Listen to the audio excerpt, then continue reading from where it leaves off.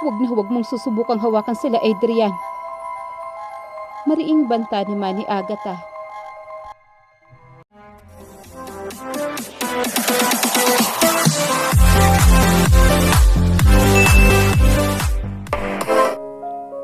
Mula sa kaibuturan ng aming puso, taos-puso kaming nagpapasalamat sa bawat isa sa inyong walang sawang pagsuporta sa Ilrafa TV. Ang bawat manunood, pag-like, pag-comment, pag-share, at pag-subscribe ninyo ang nagbibigay sa amin ng inspirasyon na patuloy na gumawa ng mga kwentong inyong mamahalin. Hindi man namin kayo maisa-isang mapasalamatan. Alam ninyong napakahalaga ng bawat isa sa inyo sa paglalakbay ng aming channel. Kayo ang dahilan kung bakit patuloy kaming nagsisikap na maghatid ng mas magaganda at mas makabuluhang mga kwento. Maraming salamat sa inyong pagmamahal, tiwala at walang sawang pagsuporta. Naway patuloy ninyo kaming samahan sa bawat bagong kwentong aming ibabahagi sa inyo. Si Agatha, anak na walang kwenta, anak na hindi ginusto, hindi nakikita at itinapon. Habang ang kapatid niyang si Clara ang pinakamamahal, siya naman ang isinakripisyo para iligtas ang lahat. Sa araw ng kasal ng kapatid niya, siya ang ipinalit, nakabelo at tahimik. Pinilit siyang dalhin sa kamas ni Adrian Cortez, ang malamig at walang awang mayaman ng gabing iyon. Hindi nito alam na siya ito, lasing at nag-aapoy sa pagnanasa. Pinigilan siya nito, pinunit ang damit pangkasal niya. Ibinaon nito ng malalim ang sarili sa kanya, sa bawat mararahas na pag-indayog nito habang binabanggit ang pangalan ni Clara sa kanyang tenga. Habang siya ay nagkawatak-watak sa ilalim ng lalaki.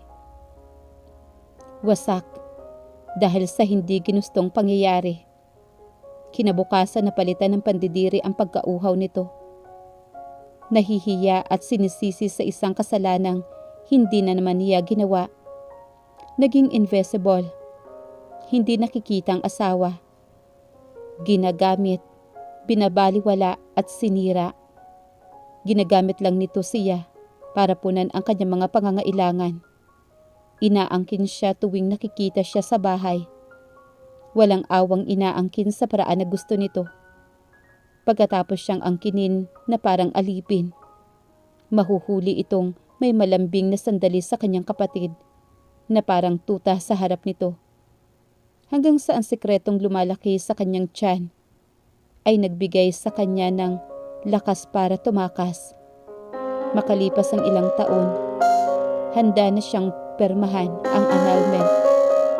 Bumalik siya, isa ng mayaman, makapangyarihan, hindi na kayang tapakan. Ngunit sa sandaling makita siya muli ni Adrian at masdan ang mga batang nagdadala ng kanyang dugo, nag-aapoy na naman ang kanyang pagkahumaling. Hindi na siya nito kailanman hahayaang makatakas muli. Mas lalo itong naging agresibo upang makuha silang muli ng kanyang mga anak. At narito ang pagsisimula ng ating kwento. Ang simoy ng hangin sa loob na malaking silid pahingahan ng simbahan de Silio ay mabigat. Halos kasimbigat ng atmosphere ng kalungkutan na humabalot sa buong kapaligiran. Amoy ito ng mamahaling pabango na hinaluan ng pait ng katotohanan. Sa harap ng napakalaking antik ng salamin, nakatayo si Clara habang pinagmamasdan ang bawat detalye ng kanyang marangyang wedding gown. Isang obra maestra na gawa ng kilalang designer. Pinalamamutian ng libu-libong kristal at perlas.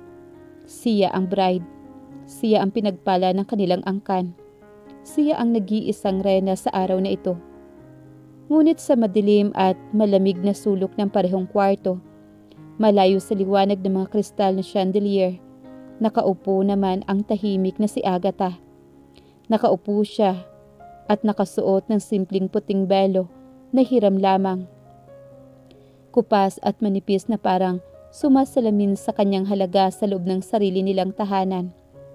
Isang anak na walang kwenta, anak na hindi kailangang ginusto, laging nakatago sa anino ng kanyang kapatid at handang itapon sa sandaling kailangang isakripisyo ang kanyang kaligayahan para sa kapakanan ng iba. Bumukas ng marahas ang pintuan at iniluwa nito ang kanilang ina. Ang mga mata nito ay matalim, walang bahid ng awa o pagmamahal habang nakatitig sa kanya. "Wala kang karapatang tumanggi." Ang malamig na boses ng kanyang ina ang tumutusok ng diretso sa puso niya. Si Clara ay para sa mas matataas na lipunan. Siya ang nakatakdang ikasal sa taong magbibigay ng kapangyarihan sa ating pamilya. At ikaw ang isinakripisyo para bayaran ang milyong-milyong utang ng ating pamilya kay Adrian Cortez. Kung hindi mo gagawin ito, buong pamilya natin ang tuluyang lulubog sa kahiyan at pagkapulubi. Walang boses na lumabas sa kanyang bibig. Paano siya magsasalita kung simula pa lang ay pinagkaitan na siya ng sarili niyang boses? Sanay na siya sa ganitong tadhana, ang maging panakip-butas, ang basahan na gagamitin kapag marumi na ang sahig. Nang sumapit ang gabi, sa halip na si Clara ang dalhin sa marangyang penthouse ng mga Cortez, siya ang isinakay sa itim na sasakyan. Walang naghatid sa kanya maliban sa malamig na hangin ng gabi at mga luhang tahimik na pumapatak sa kanyang mga labi. Pagdating sa toreng iyon, na pagmamay-ari ng lalaking kilala sa pagiging walang awa, naramdaman niya ang tunay na bigat at pagiging isang alay. Nakabelo pa rin siya, tahimik at pilit na dalhin sa silid kung saan naghihintay ang kanyang bangungot. Si Adrian Cortez, ang ruthless na bilyonaryo na walang alam kundi ang lumamo ng mga taong sumasalungat sa kanya. At sa sandaling iyon, hindi pa alam ng lalaki na siya ang babaeng humalili sa altar. Mabigat at nakakasulasok ang hangin sa loob ng malawak na master's penthouse. Ang tanging liwanag na nagbibigay buhay sa madilim na silid ay ang mga kumikislap na ilaw sa syudad na nagmumula sa napakalaking salamin sa gilid ng silid. Tahimik at nag-iisa siyang nakatayo malapit sa pintuan. Nanginginig ang mga tuhod at nanlalamig ang mga kamay. Suot pa rin niya ang manipis na hiram na belo, isang panangga na walang silbi laban sa unos na naghihintay sa kanya. Si Adrian Cortez ay nakatayo sa harap ng minibar, sunod-sunod na lumalaklak na mamahaling alak. Ang kanyang matipunong katawan ay bahagyang nakabaluktot sa galit, at ang mga mata nitong kulay abo ay nag-aapoy sa matinding pagnanasa at pagkamuhi. Sa isip ng bilyonaryo, ang babaeng nakatayo sa kanyang harapan ay si Clara, ang babaeng pinagseselosan at kinaiinisan niya dahil sa pagpilit nitong ikabit ang kapalaran nila sa isang sapilitang kasunduan. Para kay Adrian, si Clara ay isang manggagamit at ngayong gabi, sisingilin niya ang lahat ng galit na iyon. "Akala mo ba matatakasan mo ako, Clara?" Ang galit at basag na bulong naman ni Adrian. Ang boses ay puno ng lason, habang mabilis itong lumapit sa kanya na parang isang gutom na hayop na handang dumagit kailanman. "Hindi po ako nanginginig at halos pabulong niyang depensa. Ngunit ang mga salitang iyon ay mabilis na nilunod ng mabigat na paghinga ng lalaki. Wala nang pakialam si Adrian sa kanyang pagmamakaawa. Sa isang marahas na galaw, hinila siya nito papalapit at walang awang pinunit ang simpleng damit na suot niya. Ang mga tela ay lumagapak sa sahig, kasabay ng pagkabasag ng kanyang huling pag-asa. Hinalikan siya nito ng may halong puot, mga labing marahas at walang tamis, kundi puno ng pagnanasa na ibuhos ang buong galit. Ibinao nito ang malalim, ang sarili sa kanya sa bawat marahas na pag-indayog. habang ang silid ay napupuno ng mga hikbi ng kanyang paghihirap. Walang pag-iingat, walang pagmamahal at walang pagsaalang-alang sa kanyang murang katawan. Sa bawat mariing pagtagpo ng kanilang mga katawan, paulit-ulit na binabanggit ni Adrian ang pangalan ni Clara sa kanyang tainga. Isang patunay na kahit sa sandaling iyon, hindi siya kailanman nakita ng lalaki. Habang siya ay nagkawatak-watak sa ilalim ng bigat ng bilyonaryo, wasak na wasak ang kanyang kaluluwa dahil sa hindi ginustong pangyayari. Naramdaman niya ang pinakamatingkad na kahulugan ng pagiging isang alipin sa sarili niyang kama. Ang gabing iyon ay nag-iwan ng mga pasa sa kanyang balat, ngunit ang pinakamalalim na sugat ay nakatatak sa kanyang pusong walang kalaban-laban. Sumikat ang araw sa labas ng mataas na tore ng mga Cortes, ngunit sa loob ng malawak at marangyang silid, ang liwanag ng umaga ay walang dalang init, kundi isang malalim at nagyayelong katahimikan. Ang mabigat na amoy ng alak at ang mga kalat sa sahig ang natitirang saksi sa bangungot na naganap kagabi. Nahandandahang imulat ni Adrian ang kanyang mga mata. Ang kanyang ulo ay masakit dahil sa labis na pag-inom. Lumingon siya sa kanyang tabi at doon niya namalayang hindi ang inaakalang babae ang naroroon. Ang nakatunghay sa kanya ay ang babaeng itinuring niyang palamuti at alipin lamang, ang tahimik at inosenteng kapatid ni Clara. Agad na lumitaw sa mukha ng bilyonaryo ang isang mapang-akit na pandidiri at matinding pagkainis. Tumayo siya ng may pagkataranta. Mabilis na isinuot ang kanyang bathrobe at tumitig sa kanya na parang isa siyang maruming bagay na pumasok sa kanyang teritoryo. Isang malaking kasalanan at palilin lang ang ginawa mo. Malamig at may diing sambit ni Adrian. Ang kanyang boses ay parang patalim na humihiwa sa katahimikan ng silid. Akala mo ba matatago mo ang pagpapalit ninyo ng kapatid mo? Huwag na huwag ka magpapakita sa akin sa araw. Manatili ka sa silid na to o sa mga sulok ng bahay na ito na hindi ko makikita. Para sa mata ng mundo, ikaw ang asawa ko dahil sa kontrata ng ating pamilya. Pero sa loob ng bahay na ito, wala kang boses, wala kang mukha, at wala kang halaga.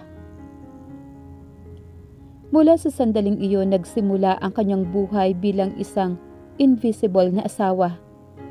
Ang kanyang pangalan ay binura sa realidad na mansyon. Ginamit siya ni Adrian tuwing gusto nitong ibuhos ang galit sa mga problema sa kumpanya o sa tuwing nag-aapoy ito sa pagnanasa sa gitna ng gabi. Walang labing, walang pagkilala, kundi isang sapilitang pag-angkin na parang pag-aari lamang ng isang alipin.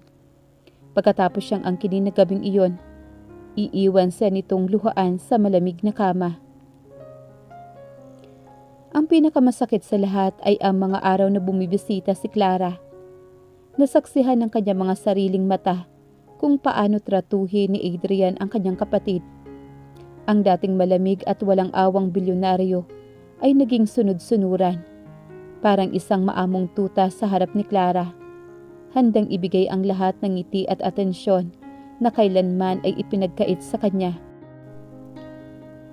Habang si Clara ay pinapakain ng atensyon at papuri, siya ay nakatago lamang sa madilim na pasilyo sa kusina. Pinapanood ang lalaking umangkin sa kanyang katawan na yumuko sa ibang babae.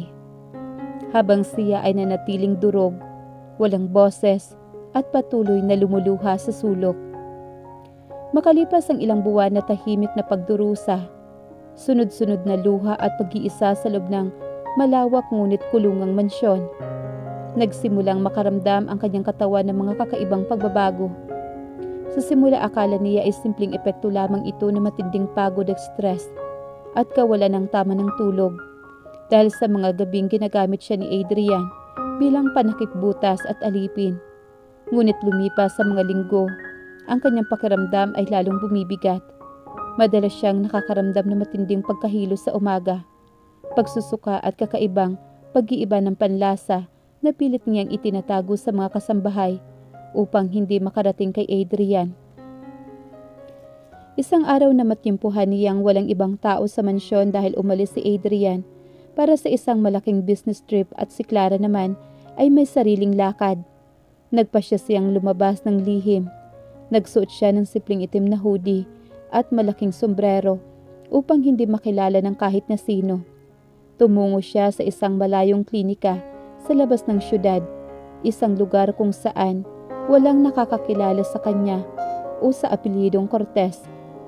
Nang marinig niya ang resulta mula sa doktor, nanigas ang kanyang buong katawan at parang nawala ng hangin ang paligid. Ang mga salitang lumalabas sa bibig ng doktor ay nagpaguho at sabay na nagpatingkad sa kanyang mundo. Positive.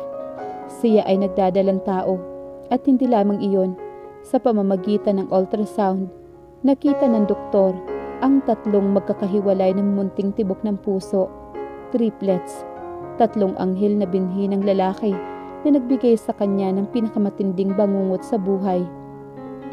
Sa unang pagkakataon pagkatapos na mahabang buwan ng kadiliman, nakaramdam siya ng kakaibang liwanag sa kanyang dibdib. Isang matinding init ang yumakap sa kanyang puso. May buhay na lumalaki sa kanyang sinapupunan. Mga nilalang na magiging sarili niya at hinding-hindi kailanman mang-aalipin sa kanya. Ngunit kasabay ng pag-usbong ng pagmamahal na iyon ay ang pag-abot ng napakatinding takot. Paano kung malaman ito ni Adrian? Paano kung kunin ito ang mga bata at tratuhin din ng mga ito bilang mga anino o itapon tulad ng ginawa sa kanya? Sa gitna ng kanyang mga luha sa loob ng maliit na silid gamutan, habang hinahaplos ang kanyang flat na tiyan, binuo niya sa kanyang isipan ang isang matatag na desisyon.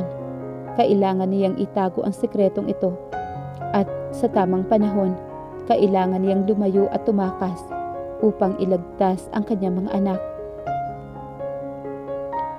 Ang hangin sa labas na mansyon ng mga Cortez ay kasing itim at kasing bigat ng mga ulap na nagbabadyang magdala ng malakas na bagyo. Para sa kanya ang gabing iyon ay ang pinakamahalagang sandali ng kanyang buhay, ang tanging pagkakataon upang makalaya mula sa isang impyernong binubuo ng mga pader, luha at kawalang pag-asa, habang ang buong syudad ay abala sa paghahanda sa paparating na hagupit na kalikasan at si Adrian ay nasa kabilang ibayong dagat para sa isang mahalagang transaksyon sa negosyo. Sinimulan niyang isagawa ang plano na ilang buwan na niyang pinag-iisipan ng palihim.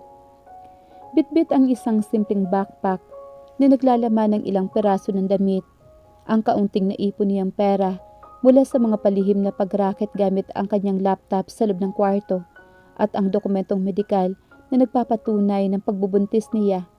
Dahan-dahan niyang binuksan ang likod ng pintuan ng kusina. Ang bawat takbang niya sa malamig na sahig ay may kasamang panalangin. Hinding-hindi niya hayaang lumaki ang kanyang mga anak sa mundong ito, sa mundo kung saan ang kanilang ama ay isang halimaw na walang ibang alam, kundi ang mang-alipin at manghusga. Nang makalabas siya ng malaking gate nang walang nakakapansin dahil sa lakas ng ulan na lumulubog sa mga yabag niya, sumakay siya sa isang pampublikong sasakyan patungo sa port area.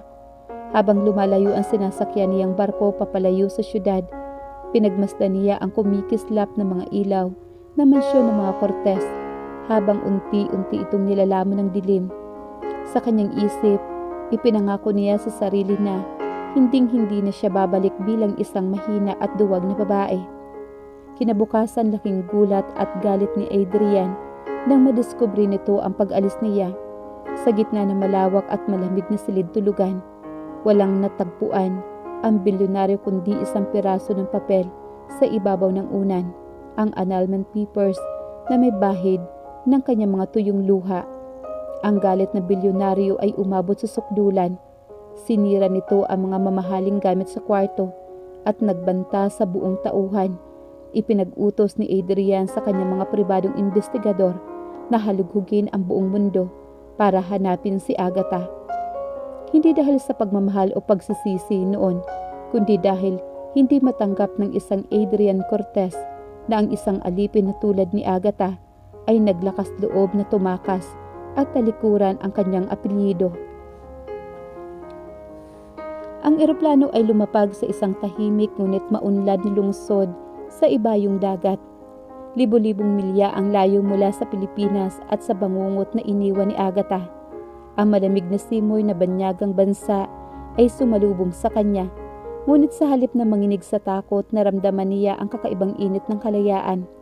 Wala sandalang malaking pangalan, walang pamilyang kumupkop sa kanya, at walang kayamanan maliban sa kanyang determinasyon at sa tatlong mumunting buhay na tahimik na kumakapit sa kanyang sinapupunan. Ang mga unan, hindi naging madali ang pakikipaglaban. Kinakailangan niya magtrabaho ng hanggang 16 na oras sa isang araw habang lumalaki ang kanyang tiyan. Pinagsabay niya ang pagiging virtual artist sa isang araw at ang pag-aaral ng mga kung ano-anong klaseng negosyo sa gabi.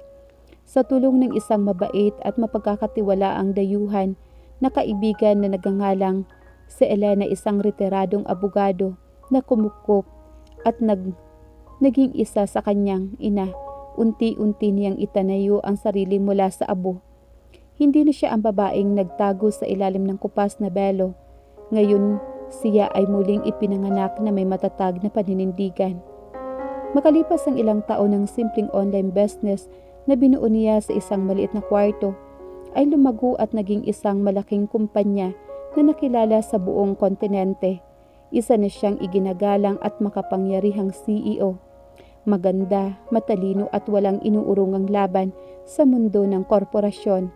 Ngunit ang pinakamagandang tagumpay para sa kanya ay ang paglaki ng kanyang triplets, sina Nathan, Natalie at Noah.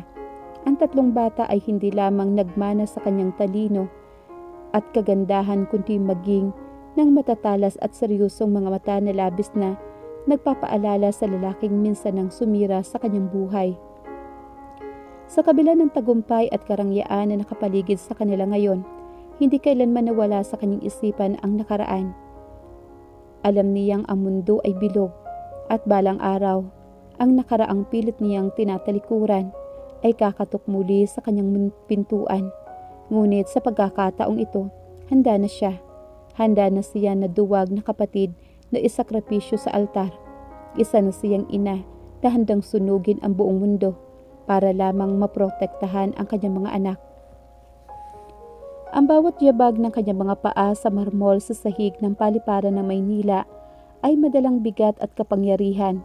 Makalipas ang ilang taong pagtatago sa ibayong dagat, pagbuo ng sariling imperyo at pagpapalaki sa kanyang tatlong anak, bumalik si Agatha sa Pilipinas. Hindi na bilang isang takas, kundi bilang isang ganap na mandirigma. Dala niya ang pangalang hinubog ng sarili niyang dugo at pawis, malayo sa apelyidong pilit na ikinakabit sa kanya noon. Sa kanyang marangyang penthouse sa Bonifacio Global City, habang pinapagmasdan ang nagliliwanag na kalangitan ng syudad sa gabi, kinuha niya ang isang kulay gintong sobre mula sa kanyang attache case. Sa loob nito ay ang huling dokumentong naghihintay ng perma, ang annulment papers na magpapalaya sa kanya ng tuluyan mula sa gapos ng kanyang nakaraan kay Adrian Cortez.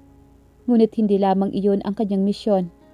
Bumalik siya upang singilin ang tadhana at tapusin ang kwentong matagal nang nakabinbin. Isang araw nakatanggap ang kanyang kumpanya ng opisyal na imbitasyon para sa isang eksklusibong business merger mula sa pinakamalaking conglomerate sa bansa, ang Cortez Corporation. Isang ngiti ang gumuhit sa mga labi ni Agatha.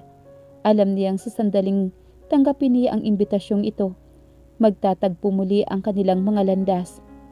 Inihanda niya ang kanyang sarili, ang mga dokumento at ang kanyang matatag na puso.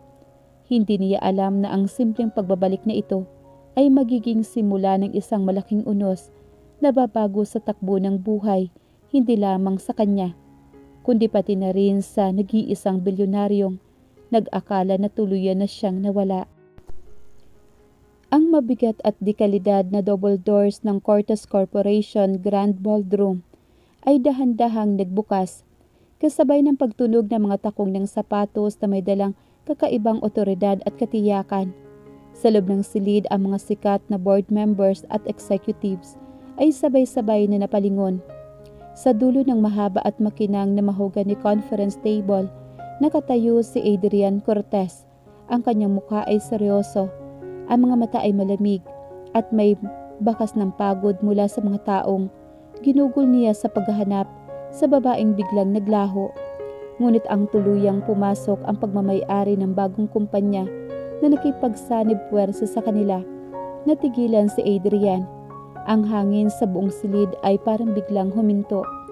Ang babaeng nasa kanyang harapan ay malayo na sa inosente at mahinang asawa na iniwan niya noon. Suot nito ang isang napaka-elegante at napakagandang kasuotan na lalong nagpalitaw sa kanyang tindig ng kapangyarihan. Ang kanyang buhok ay perpektong nakatali sa isang sopistikadang babae at ang mukha nito ay pinalimutian ng banayad ngunit matapang na make-up. Wala na ang bakas ng luha at takot. Ang tanging makikita sa kanyang mga mata ay ang malamig na kumpiyansa at tagumpay. Nakatayo siya ng tuwid. Hawak ang isang mamahaling panulat at tiningnan si Adrian hindi bilang isang asawang nangangati sa atensyon, kundi bilang isang pantay na negosyante. Good afternoon, Mr. Cortez. Ang boses niya ay kalmado, malinaw at may otoridad na umaalingaw sa buong silid. Ikinagagalak ko sa wakas na magkaharap ka para sa ating opisyal na business merger. Si Adrian ay nanatiling nakatayo sa kanyang pwesto. Ang kanyang kamay ay bahagyang nakakompetensya sa gilid ng lamesa. Ang kanyang dibdib ay mabilis na tumibok, hindi dahil sa galit o pagkagulat sa negosyo, kundi dahil sa matinding pagkakapako ng kanyang mga mata sa mukha ng babaeng ilang taon na niyang hinahanap sa bawat sulok ng mundo. Ang bilyonaryo na sanay kumontrol sa bawat sitwasyon ay naramdaman ang pagka-out of place sa sarili niyang kumpanya, habang ang mga mata ng kanyang asawa ay diretsyong tumitig sa kanya nang walang kabakas-bakas na pangamba. Ang mga matang kulay abo ni Adrian Cortez ay nanatiling nakapako sa mukha ng babaeng nasa kanyang harapan. Parang sinusubukang basahin ang totoo, kung totoo ba ang kanyang nakikita o isa lamang itong malupit na ilusyon ng kanyang pagod na isipan. Ilang taon niyang ginalugad ang bawat sulok ng mundo, nag-utos sa mga pinakamagaling na pribadong investigador at nag-abang sa bawat posibleng bakas. Ngunit ang tanging naiwan sa kanya noon ay isang pirasong papel ng annulment at ang alaala ng isang irresponsableng pagtataboy. Ngayon ang babaeng itinuring niyang walang kwenta at pinili niyang itapon sa kadiliman ay nakatayo ngayon sa kanyang harapan. Hindi na nakayuko, kundi nakatingin sa kanya ng may taas noo at kapangyarihan na kayang pabagsakin ang kanyang imperyo. Ikaw? Ang tanging salitang lumabas sa bibig ni Adrian, basag at halos pabulong, habang dahan-dahan itong napaatras ng isang hakbang at napahawak sa gilid ng marmol na lamesa. Paano? Paano nangyaring ikaw ang CEO ng Vanguard Corporation? Nasaan ka? Saan ka nagpunta sa lahat ng mga taong ito? Ang mga opisyales at board members na magkabilang kumpanya ay nagkatinginan. Nagtataka sa biglang pagbabago na kanina sa loob ng silid at sa kakaibang reaksyon ng kanilang pinuno na kilala sa pagiging seryoso at walang emosyon sa harap ng sino man. Ngunit nanatiling kalmado at yelo ang ekspresyon sa mukha niya. Hindi gumalaw ang kanyang mga mata. Sa halip pinagmasdan niya ang pagkabahala at gulat sa mukha ng lalaking minsan nang yumurak sa kanyang dignidad. Dahan-dahan siyang umupo at itinalagang upuan para sa mga bisita. Marahang inilapag ang kanyang attache case sa ibabaw ng mesa at tumingin kay Adrian ng direkta sa mga mata. Huwag na natin pag-usapan ang nakaraan, Mr. Cortez. Ang malamig at formal na tugo naman ni Agatha na may kasamang otoridad na nagpatahimik sa buong silid. Ang nakaraan ay nanatili sa nakaraan.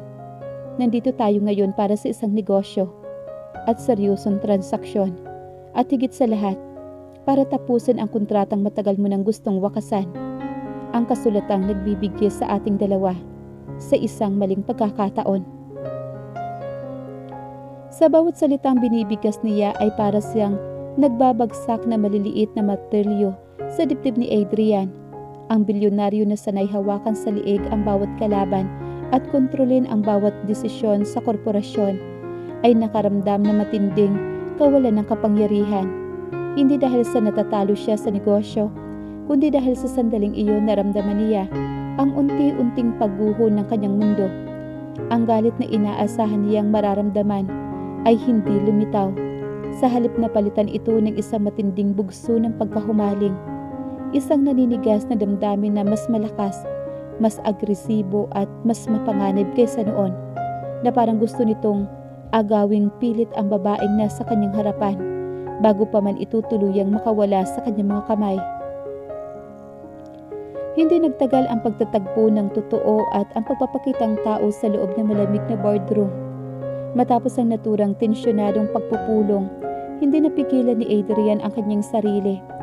Sinundan niya ito hanggang sa pribadong silid, pahingahan ng gusali at kalaunan ay hanggang sa paglabas nito ng gusali, kung saan naghihintay ang isang convoy ng mga mamahaling sasakyan na handa siyang magtanong ng direkta at humingi ng mga sagot sa lahat ng gumugulo sa kanyang isipan. Ngunit ang mga sumunod na pangyayari ang tuluyang nagpabagsak sa kanyang mundo. Bubukas ang pintuan ng itim na van sa harap mismo ng kinaroroonan ni Adrian.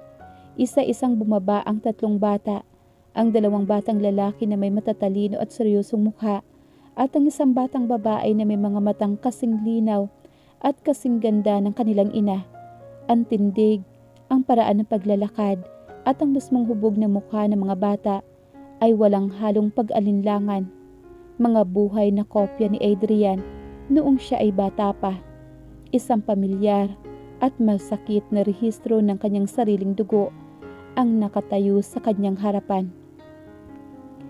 Napatigil si Adrian, nanlamig ang kanyang buong katawan at ang hangin ay parang nawala ng kanyang lalamunan habang nakatitig sa mga bata. Ang kanyang mga paa ay kusang lumalapit ng dahan-dahan. Ang mga kamay ay nanginginig habang nakaabot sa ere, hindi makapaniwala sa nakikita ng kanyang mga mata. Sino? Sino kayo? Ang tanong ni Adrian. Basag, nanginginig at puno na matinding emosyon ang kanyang boses, na kailanman ay hindi narinig ng sinuman mula sa isang seryoso at walang awang bilyonaryo. Ang panganay na lalaki sa triplets ay tumingin sa kanya ng may matatag at seryosong tingin. Ang tingin na hinding-hindi maipagkakailang nagmula kay Adrian mismo, at hinarap at hinarangan ang ina sa likod nila. Sa sandaling iyon naramdaman ni Adrian ang bigat ng tadhana, ang sampal ng katotohanan at ang ilalim ng kasalanang ginawa niya sa nakaraan na ngayon ay bumabalik upang singilin siya ng doble.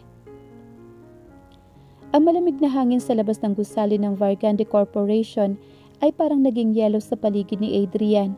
Ang mga mata ng 3 bata ay nakatuon sa kanya.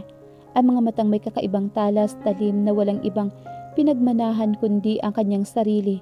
Sa gitna nila ay nakatayo ang ina, ang babaeng dumanas na matinding kalupitan sa kanyang mga kamay noon. Ngayon ay may taglay na pader ng proteksyon at kapangyarihan na hinding-hindi na nakayang gibain ng simpleng pananakot o pera. Mami, sino po ang lalaking ito?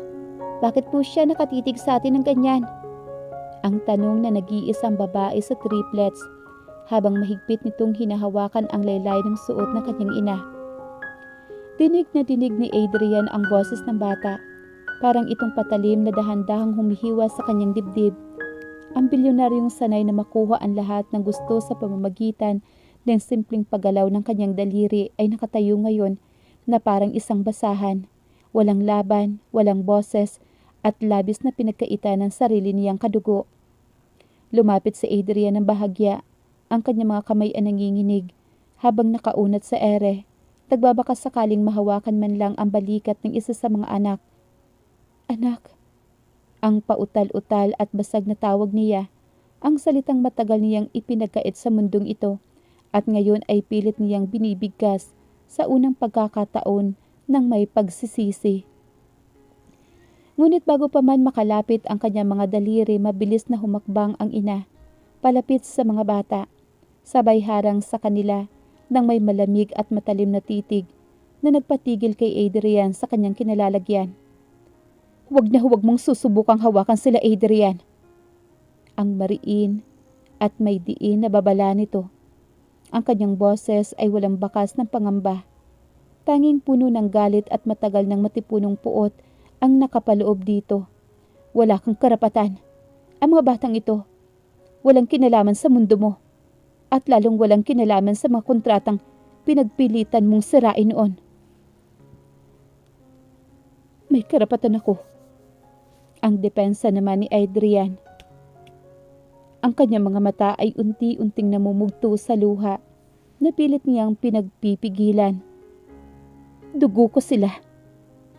Mga anak ko sila. Patawarin mo ako sa lahat na nagawa ko noon. Handa akong ituwid ang lahat. Wala nang maitutuwid ang paghingi mo ng tawad. Ang putol nito sa kanyang sasabihin. Ang mukha ay kasing lamig ng yelo. Ang tanging naiwan na lang sa atin ay ang permahan mo ang annulment papers. Permahan mo yon at kalimutan mong nagkaroon ka pa ng pamilya rito. Matapos ang mga salitang binitawan na iyon ni Agatha, mabilis na sumakay ang mag-ina sa loob ng itim na van. Ang mga pinto ay mabilis na at marahas na sumara. Iniwan si Adrian na nakatayo ng mag-isa sa gilid at lansangan. Pinapanood ang pag-alis ng sasakyan na nagdala sa kanyang huling pag-asa para sa isang tunay na pamilya at sa babaeng minsang sumamba sa kanya ngunit ngayon ay tuluyan ng umalis sa kanyang mga kamay. Ang mga sumunod na araw ay naging isang napakahabang bangungot para kay Adrian Cortez. Ang kanyang maluwag at marangyang opisina sa tuktok ng Cortez Corporation na dati isinasalamin sa kanyang tagumpay at kapangyarihan ay naging isang madilim na selda ng kanyang sariling mga alaala. Wala na ang dating matatag at walang awang bilyonaryo ang natira, ay isang lalaking nilamon ng konsensya. Paulit-ulit na pinapanood ang mukha ng tatlong bata sa kanyang isipan, ang mga matang kasing talim ng sa kanya, at ang mukha ng babaeng ilang taon niyang pinahirapan at tuluyang itinaboy. Hindi na siya nakatulog ng maayos. Sa tuwing ipipikit niya ang kanyang mga mata, ang naririnig niya ay ang malamig at may otoridad na boses ng kanyang asawa. At ang tanong ng maliit na batang babae na nagtanong kung sino siya, ang mga pribadong investigador na dati niyang inutusan para hanapin ang kanyang asawa ay ngayon ay binigyan niya ng bagong utos.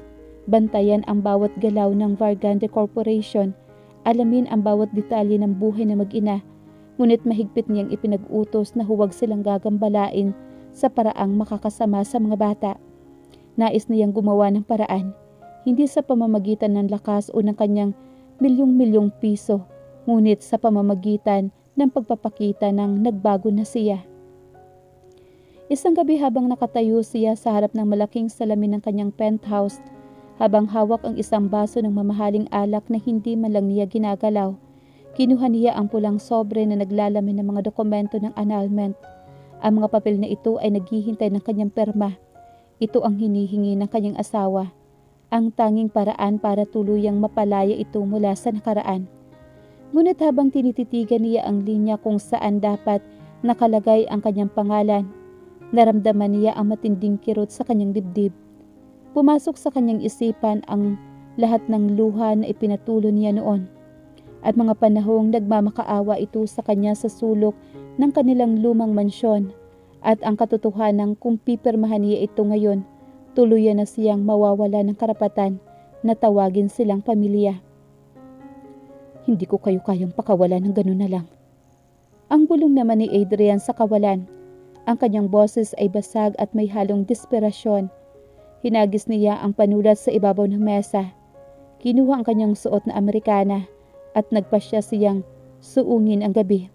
Kahit alam niyang itataboy ito siya, kailangan niyang gumawa ng hakbang upang mapatunayan na ang dating Adrian Cortez ay patay na, at ang lalaking nakatayo ngayon sa harap ng pintuan ng kanilang kapalaran ay handang magpakumbaba para sa isang pangalawang pagkakataon. Madaling araw na nang marating ni Adrian ang labas ng eksklusibong compound sa Bonifacio Global City, kung saan naninirahan ang mag-ina. Ang kanyang sasakyan ay nakaparada sa madilim na bahagi ng kalsada, malayo sa mga ilaw ng poste, habang ang kanyang mga mata ay nanatiling nakapako sa gusali kung saan natutulog ang mga taong nagmamay-ari ng kanyang buong kaluluwa ngayon. Hindi siya umalis.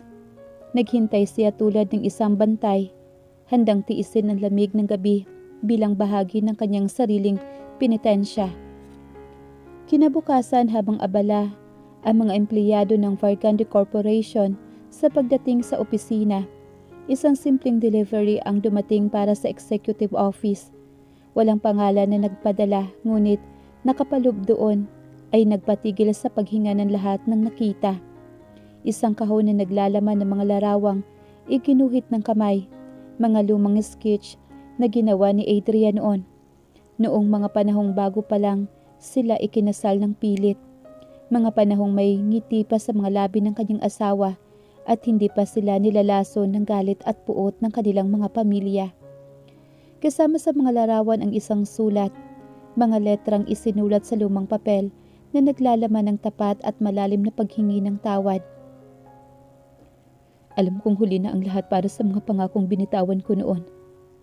Ang nakasulat sa sulat ni Adrian.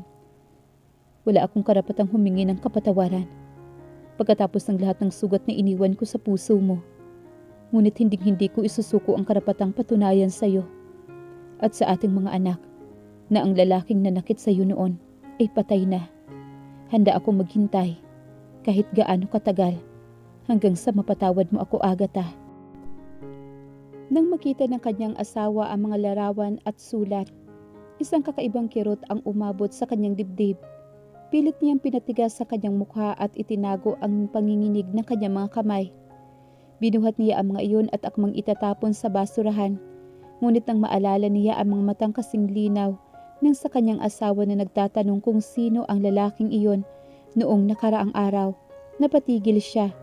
Ang pader na binuo niya sa loob ng maraming taon ay nagsimulang magkaroon ng maliit na bitak. At sa unang pagkakataon, natakot siya na baka ang pagbabalik ni Adrian ay hindi na basta-basta matatapos sa isang simpleng annulment. Ang mabibigat na ulap sa kalangitan ng Maynila ay hindi nagpapigil pa nang sumapit ang hapon. Bumagsak ang isang malakas at rumaragas ang ulan, kasabay ng pag-agos ng mga tensyon na matagal nang kinikimkim ng dalawang panig. Dahil sa sunod-sunod na mga bulaklak, liham at tahimik na pagbabantay ni Adrian sa paligid ng kanilang gusali at tahanan, na puno na ang salok. Hindi na nagtimpi ang asawa. Sa gitna ng pagbuhos ng ulan at mga mamahaling sasakyan, pinuntahan niya mismo ang opisina ni Adrian sa Cortez Corporation upang tapusin na ang lahat ng ito ng harapan. Walang anunsyo, walang appointment at walang bodyguard. Biglang bumukas ang malaking pintuan ng executive office ni Adrian. Si Adrian na noon ay seryosong nakatayo sa harap ng malaking salamin habang nakatitig sa kawalan, ay napatigil at mabilis na napalingon. Naroon si Agatha. Suot ang isang itim na trench coat. Basang-basa ang gilid ng buhok dahil sa ulan, at ang mga mata ay nanininga sa matinding emosyon. Wala na ang malamig at formal na negosyante. Ang nakatayo sa kanyang harapan ay ang babaeng minsang lumaban para sa kanilang pag-ibig, ngunit ay puno ng galit at pagod sa kanyang mga laro. Ano ba talaga ang gusto mo, Adrian? Ang sigaw niya. Ang boses ay pumapailang lang sa tahimik na silid. Puno ng hinanakit na lang taong niyang itinago sa ilalim ng kanyang tagumpay. Hindi ba sapat na winasak mo ang buhay ko noon? Kailangan mo pa bang guluhin ang mga anak ko? Kailangan mo pa ba silang lapitan para lang patahimikin ang konsensya mo? Si Adrian ay dahan-dahang lumapit. Ang kanyang hakbang ay mabagal at puno ng pagsuko. Hindi niya pinansin ang galit sa mga mata ng asawa. Nakita lamang niya ang sakit na siya mismo ang lumikha. Lumuhod siya ng dahan-dahan sa harapan ng asawa. Isang bilyonaryong kailanman ay hindi yumuko o lumuhod sa sinuman sa buong buhay niya. Ngayon ay nakaluhod sa sahig ng kanyang opisina. Basang-basa ang kanyang mga mata habang nakatingin ng diretso kay Agatha. Wala akong pakialam sa kumpanya, sa pera o sa buong imperyong ito. ang basag at nanginginig na boses ni Adrian, habang ang mga luha ay hinaluan ng mga patak ng ulan mula sa kanyang buhok at tuluyang pumatak sa sahig. Ang gusto ko lang, ikaw at ang mga bata. Patawarin mo ako, Agatha. Handa akong magbayad sa lahat ng kasalanan ko, kahit buhay ko pa ang kapalit. Ang malakas na hagupit ng ulan sa labas ng malaking salamin ng opisina ay tila sumasalamin sa unos na nagaganap sa loob ng silid. Ang pagluhod ni Adrian sa marmol ng sahig, sa paraan at sa kanyang asawa ay hindi lamang isang simpleng kilos ng pagsuko. Ito ang tuluyang pagguho ng isang lalaking kilala sa kanyang napakalakas na personalidad at pride, katigasan ng ulo at pagiging walang awang leader sa mundo ng negosyo. Napatigil naman si Agatha sa kanyang kinatatayuan. Ang mga salitang handa niyang ibato bilang depensa at galit ay biglang naglaho sa kanyang lalamunan nang makita ang mga luha na hinaluan ng ulan sa mukha ni Adrian. Sa mga sandaling iyon, ang lalaking nasa kanyang harapan ay hindi na ang mabagsik na bilyonaryong nagtaboy sa kanya noon habang siya ay nagdadalang tao. Siya ay isang broken na ama at asawa na desperadong nagmamakaawa para sa isang pangalawang pagkakataon. Tumayo ka dyan, Adrian. Ang nanginginig na utos ng asawa. Pilit na pinatitigas ang kanyang boses kahit na ang kanyang dibdib ay mabilis na tumitibok sa matinding emosyon. Huwag mong tungisan ang dangal at pangalan mo. Dahil sa pagluhod sa akin. Huli na ang lahat, Adrian. Tapos na tayo. Hindi pa huli ang lahat, Agatha. Hanggat may hininga pa ako. Ang sagot naman ni Adrian, ang boses ay basag at puno na matinding pagsisisi. Dahan-dahang inabot ng kanyang nanginginig na kamay ay laylayan ng damit ng asawa, ngunit hindi niya ito hinawakan ng mariin. Isang simpleng pagdampi na nagpapakita ng takot na baka tuluyan siyang itaboy nito papalayo. Alam ko na, hindi ko na maibabalik ang mga luha na pinatulo ko mo sa iyo noon. Alam ko na ang mga sugat na iniwan ko ay masyadong malalim para hilumin lamang ng simpleng paghingi ng tawad ko, Agatha. Ngunit nakikiusap ako. Ibigay mo sa akin ang pagkakataong patunayan sa mga bata at sa iyo na nagbago na ako. Handa akong maging ama na nararapat para sa kanila at asawang mag-aalaga sa iyo sa bawat araw ng buhay ko. Ang mga salitang ito ay tumatagos sa pinakaloob ng puso ni Agatha. Ang mga pader na itinayo niya sa loob ng maraming taon upang protektahan ang kanyang sarili at ang kanilang mga anak ay unti-unting gumuho sa ilalim ng bigat ng katotohanan at ng mga luhang ibinubuhos ngayon ni Adrian. Gayunpaman, ang takot na masaktan muli ay nanatiling nakatanim sa kanyang isipan. Hindi ganoon kadali ang magpatawad, Adrian.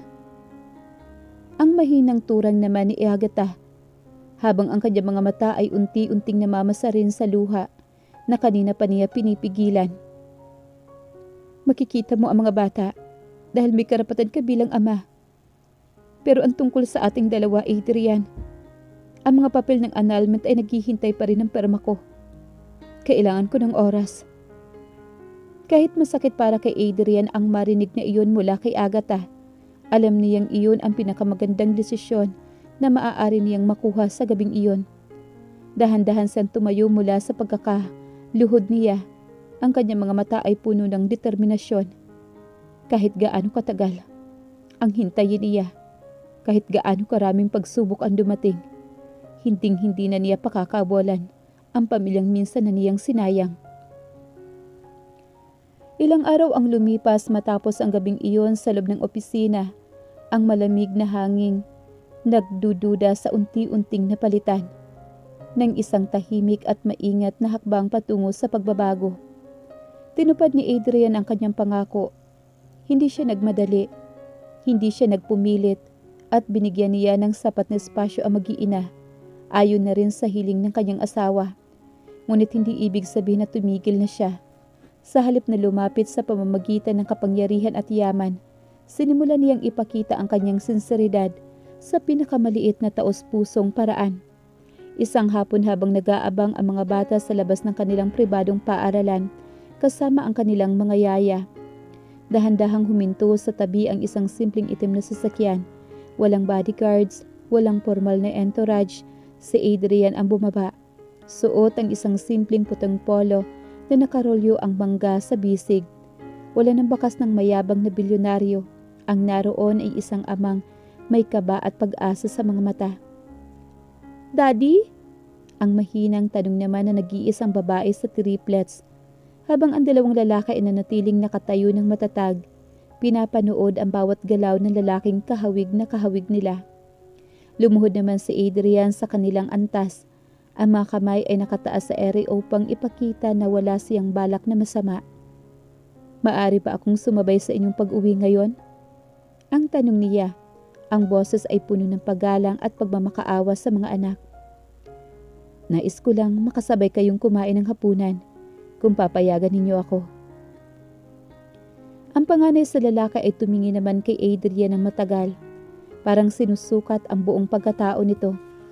Bago lumingon sa kanyang mga kapatid at sa wakas, ay tumango ng bahagya. Nang gabing iyon sa loob na marangyang tahanan na mag-iina, sa unang pagkakataon pagkatapos ng napakahabang taon, naupo si Adrian sa isang hapagkainan kasama ang kanyang mga anak, kahit na tahimik pa rin ang asawa at hindi nagsasalita habang pinapanood sila mula dulo ng mesa.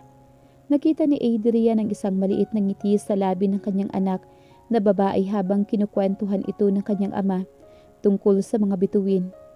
Sa sandaling iyon naramdaman ni Adrian na ang pusong matagal na niyang sinunog sa sarili niya mga kamay ay unti-unti nang nabubuhay muli. Ang kanilang mahaba at masalimuot na kwento ay sinimula ng pagbubukang liwayway na may dalang kakaibang liwanag sa buong Kamaynilaan. Ang mga ulap na nagdadala ng mabibigat na bagyo noon ay tuluyan ng napawi. Pinalitan ng isang naaaliwalas na kalangitan na sumisimbolo sa bagong simula nila. Sa pribadong hardin ng kanilang tahanan sa ilalim ng mga punong may malalagong dahon at pinalamumutian ng mga puting bulaklak, nagtipon ang pamilya at ang ilang piling malalapit na kaibigan. Wala ang mga ingrandeng ilaw na karangyaan o mga ingay ng mga mamahaling negosyo. Ang tanging nangingibabaw ay ang tahimik na simoy ng hangin at ang tibok ng mga pusong naghihilo mula sa nakaraan. Nakatayo si Adrian sa harap ng altar na gawa sa mga sariwang bulaklak. Suot ang isang simpleng puting barong na nagpalambot sa kanyang matitipunong tindig. Ang kanyang mga mata ay nagniningning sa luha ng kaligayahan habang pinapanood ang pagbukas ng mga pintuan. Dahan-dahan naglakad ang kanyang asawa, suot ang isang eleganteng puting kasuotan na may banayad na borda. Habang sa magkabilang gilid nito ay naglalakad ang kanilang tatlong anak na nakasuot din ng mga formal na damit. Masayang nakangiti at bitbit ang mga bulaklak para sa kanilang ina. Wala na ang malamig na pader ng galit. Ang makikita sa mukha ng asawa ay ang kapayapaan at tunay na pagmamahal na matagal nilang ipinagkakait sa isa't isa. Nang tumayo sila sa harap ng isa't isa, kinuha ni Adrian ang kanyang mga kamay. Mga kamay na noon ay pilit niyang binibitawan. Ngunit ngayon ay mahigpit at buong puso niyang hinawakan na parang hinding-hindi na niya pakakawalan ito kailanman. "Alam ko na hinding-hindi ko na kailanman mababawi ang mga luha at sakit na ibinigay ko sa iyo noon, Agatha." Ang basag at tapat na wika naman ni Adrian. Ang kanyang boses ay umaalingaw-ngaw sa tahimik na hardin para marinig ito ng lahat. "Ngunit ipinapangako ko sa harap ng ating mga anak at ng buong mundo, ang natitirang araw ng aking buhay ay iaalay ko sa pagbibigay sa iyo ng ligaya, paggalang at pagmamahal na nararapat sa iyo. Ikaw ang aking simula, Agatha, at ikaw ang aking tanging wakas." Isang mainit at tamis na ngiti ang gumuhit sa mga labi ni Agatha, habang ang mga luha ng tagumpay ay pumapatak sa kanyang pisngi. Dahan-dahang niyang hinawakan ang mukha ni Adrian. Pinunasan ang mga luhang naroroon at tumugo na may buong katatagan. "Pinatatawad na kita, Adrian." Ang malambot ngunit buong pusong sambit naman ni Agatha. Ang nakaraan ay nanatili ng aral sa ating dalawa.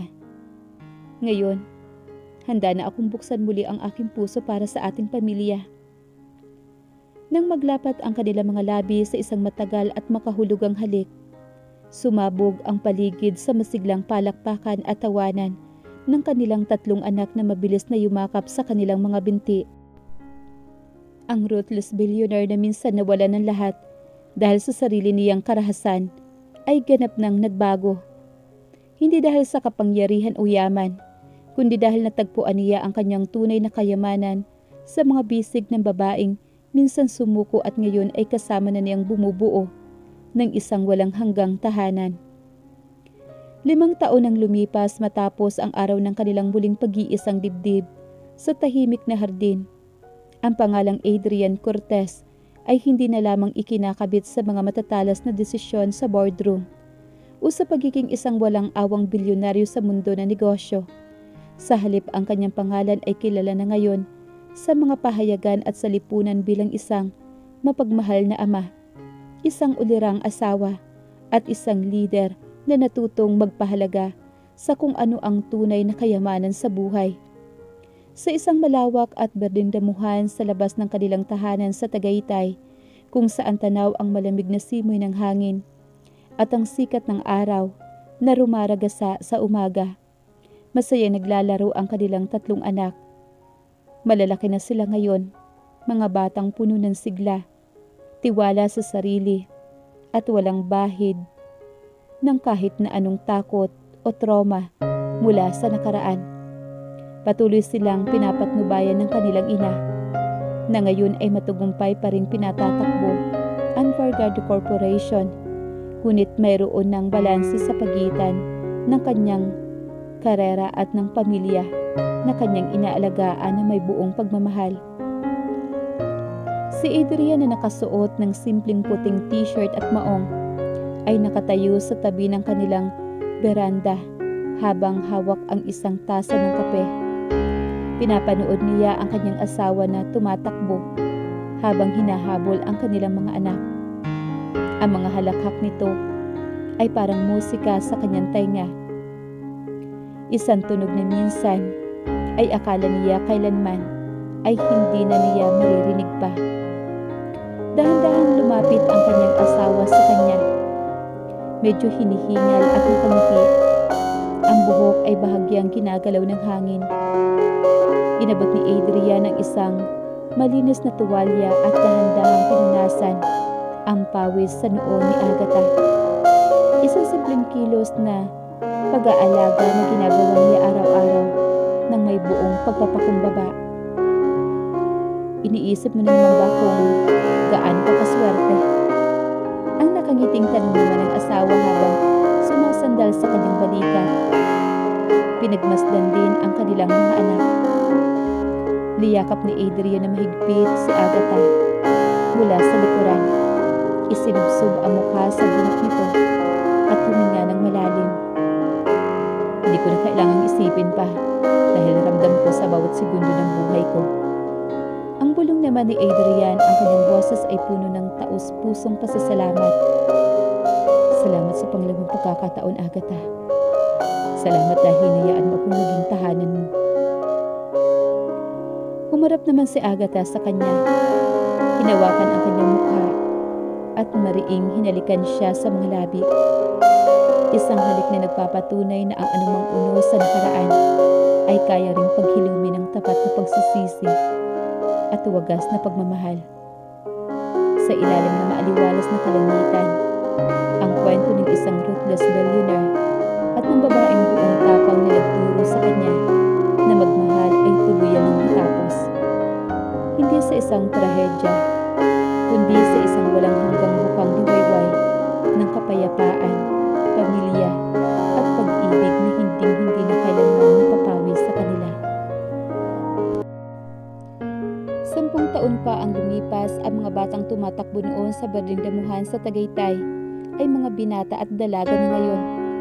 Nagdadala ng parehong katalinuhan ng kanilang ina at ng determinasyon ng kanilang ama. Si Adrian Cortez ay opisyal na nagretiro bilang CEO ng Cortez Corporation, Ipinasa ang pamumuno sa kanilang panganay na anak na lalaki na nagmana, hindi lamang ng talino sa negosyo, kundi maging ang malasakit sa mga manggagawa. Isang katangiang pilit na itinanim ni Adrian sa kanila mula pa noong sila ay mga bata pa. Isang gabi sa loob ng kanilang tahanan na pinuno ng tawanan at musika, ginanap ang isang simpleng selebrasyon para sa ika-25 anibersaryo ng kasaysayan ng pagmamahalan ni na Adrian at ng kanyang asawang si Agatha. Walang ingranding press conference, walang mga politiko o malalaking negosyante, ang naroroon lamang ay ang kanilang mga anak, mga malalapit na kaibigan at mga taong sumaksi sa kanilang pagbangon mula sa ubo ng nakaraan. Habang tumutugtog ang isang mabagal at romantikong kanta sa background, inanyayahan ni Adrian ang kanyang asawa na si Agatha na sumayaw sa gitna ng silid. Ang mga mata ng bilyonaryong minsan ay kilala sa pagiging malamig at mapagmataas ay puno na ngayon ng kababaang loob at walang katapusang paghanga sa babaeng kasayaw niya ngayon. Sinusigurado ko ba sa iyo na masaya ka pa rin sa piling ko pagkatapos ng lahat ng taon ng to? Ang mahinang tanong naman ni Adrian.